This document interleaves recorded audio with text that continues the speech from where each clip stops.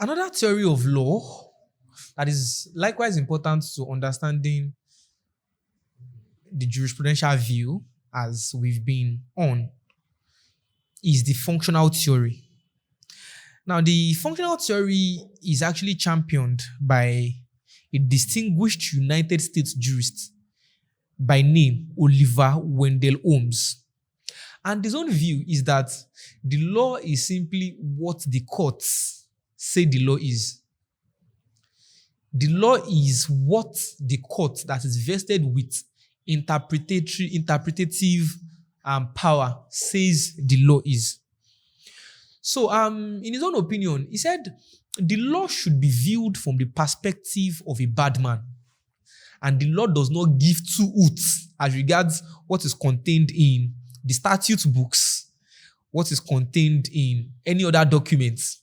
However, the law is particularly what the courts actually say the law is. In his opinion, likewise, the law does not give, any consideration to legal theories here and there. The law does not give consideration to what is contained in statutes. But the law itself will be considered to be what the courts have interpreted the law to be. So, notwithstanding the fact that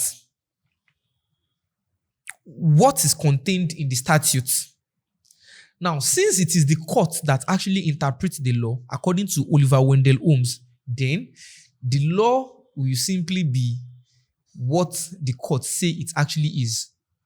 So, not giving adequate consideration or not paying any attention to what is considered, what has been enacted, what is codified in different statutes, so, since the court is vested with the power to interpret, then the law would eventually turn out to be that has been interpreted by the court. In essence, the power to put law in place is vested within the exclusive jurisdiction and capacity of the courts. So this school recognizes the power of the court to make law.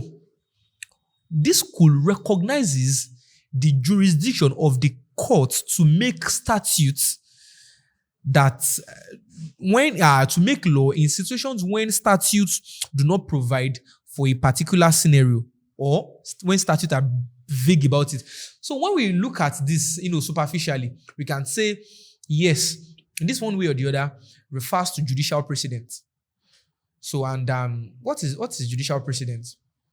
So, the doctrine of judicial precedence, also known as stare decisis, is that the decision of a judge, once given on a question of law, binds both the judge and subsequent judges in courts of lower rank to decide the same question of law in the same way. So, in Oliver Wendell Holmes' opinion, in a situation where statute does not cover certain scenario, then the courts have the exclusive capability to make laws to actually cover such scenarios. Now, there are several criticisms that have been levied against this school likewise. And one of these criticisms is that this particular school concentrates only on the courts and it ignores the power of the legislature and administrative authority, executive. So this school concentrates majorly, or it concentrates mainly on the court, which is the judiciary. It, however, sidelines the power of the legislature to make laws and also does not give much consideration to administrative authority, in essence, the executive arm of government. So, and as a matter of fact, this is erroneous. It is reasonably erroneous. And why is it erroneous?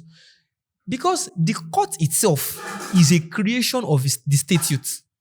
When you look at the provision of Section 6, subsection 5 of the Constitution of the Federal Republic of Nigeria, 1999 as amended, it makes provision for a list of courts that actually exist within the Federal Republic of Nigeria. So, the existence of the court itself is a provision of the statute, is a provision of the Constitution.